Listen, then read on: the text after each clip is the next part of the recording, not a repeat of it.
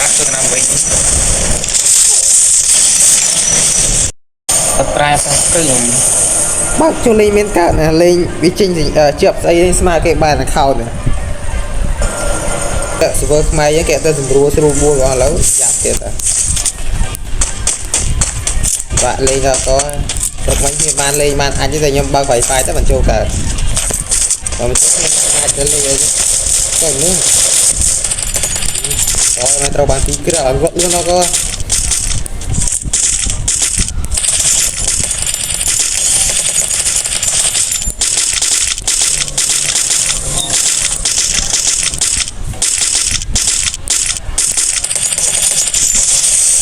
ôi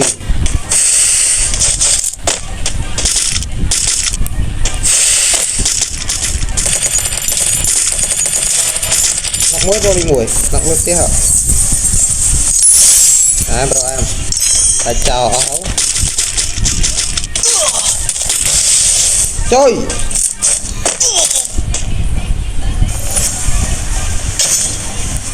chỉ là một bao nhiêu mà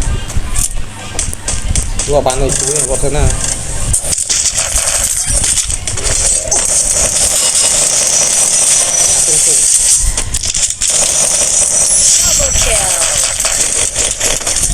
đã chờ tuần không có hôn lọ bánh mà rốt mình luôn cả các bạn mà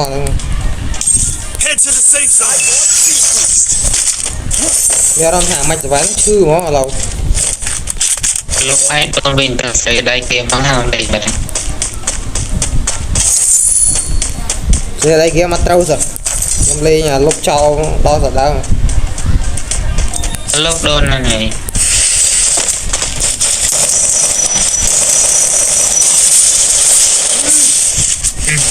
cắt ngô con đi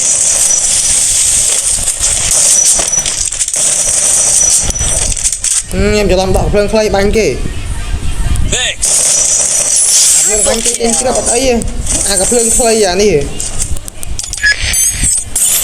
à cái phương boom bánh kì trên kia này anh mày chỉ bán chưa linh mày chỉ bán này nhóm slow tên ba này không slow à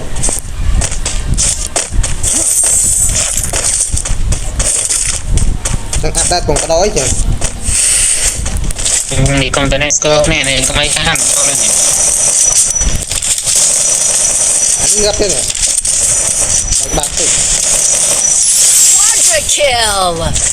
cái bác đây mà cái nổi nhưng mà sao hảo nhưng đập lên mình cái lấy đàm môi năng nhưng mà đâu mà chân lên làm môi dương lấy được ba skill lấy đấy chả mèo rom lấy mũi ba cái skill lên thằng nan này á nó sờ bài à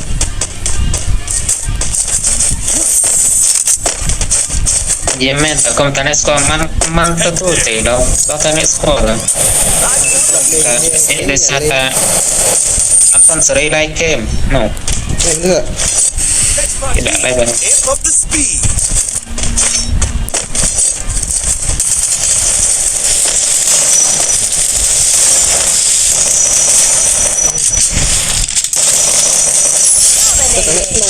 tô đây chỗ kia này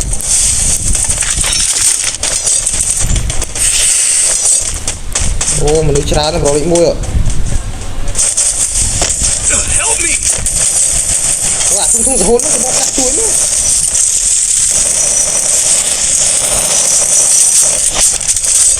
không hôn nó khi luôn hột nó mang dây ngậm tia tịt đó này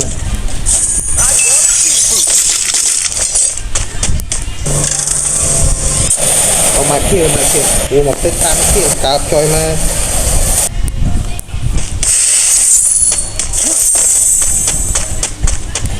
need money for items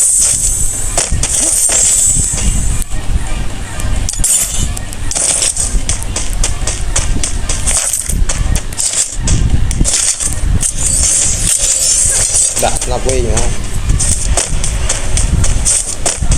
tập bây giờ tí cái đất nghe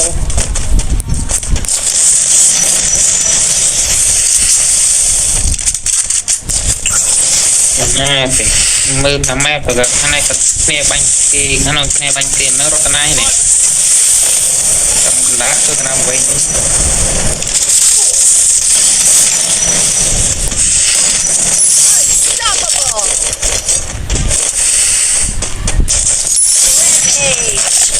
Ủa mình lên mũi là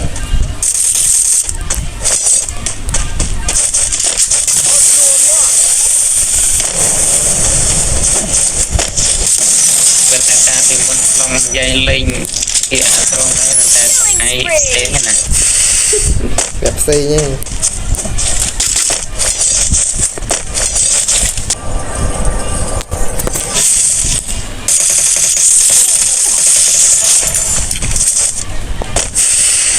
Ủa mình là pi mà họ trâu mấy ngứa bên này. Need money for items.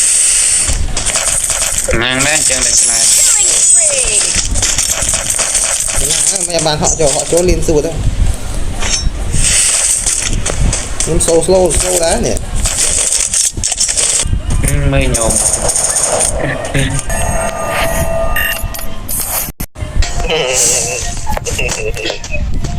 trực tiếp bên kia chụp nó gọi chụp tầm mù lên là nhá mình mau tí người ta tầm mù là ôi tiếng hót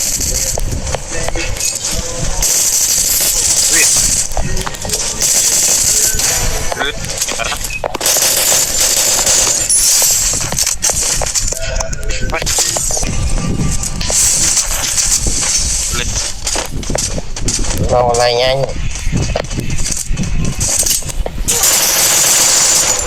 rồi rồi bắn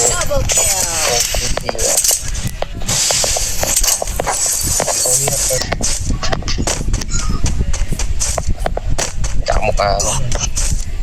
níu anh hormone lắm đó là này Triple kill. này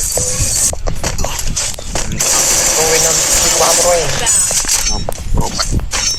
viên non thế nào làm rốn nó bắt có và nay chia sẻ Need equipment.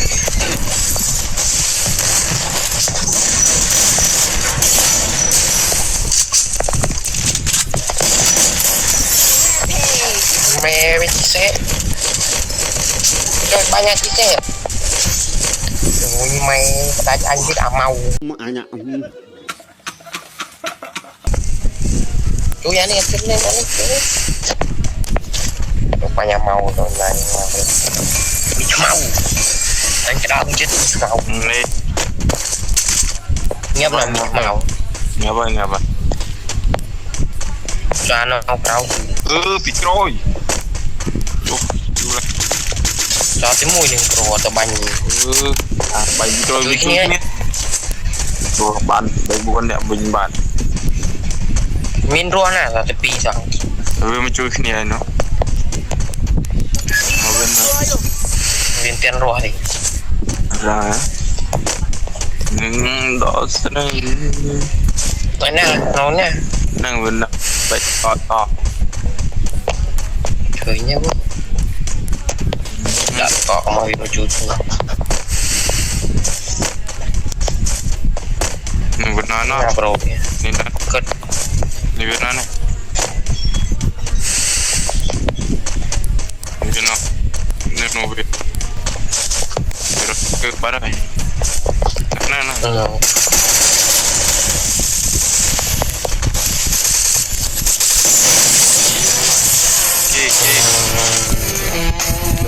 bánh thì đế